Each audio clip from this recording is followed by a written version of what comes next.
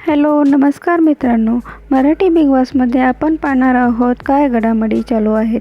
Marathi big बॉसच्या घरामध्ये nomination कार्य पार पडले आहे. तर आपण पाहूया कोण कोण घराबाहेर जाण्यासाठी नॉमिनेटेड झाले आहे. बिग बॉसने बुलेट ट्रेन हा टास्क दिलेला होता. तर हा टास्क पूर्ण झाल्यानंतर बिग बॉसने 5 लोक अनाऊन्स केली की ही 5 लोक घराबाहेर जाण्यासाठी नॉमिनेटेड झाले आहेत. तर ते लोक कोण आहेत आपण पाहूया. चला, त्यामध्ये पहिलं नाव आहे निक्की तांबोळी. या आठवड्यात घराबाहेर होण्यासाठी नॉमिनेट झाली आहे. दुसरी पंढरीनाथ कांबळे, सूरज चव्हाण, निखिल दामले, घनश्याम दारुडे. तर हे 5 लोक घराबाहेर होण्यासाठी नॉमिनेट झाले आहेत.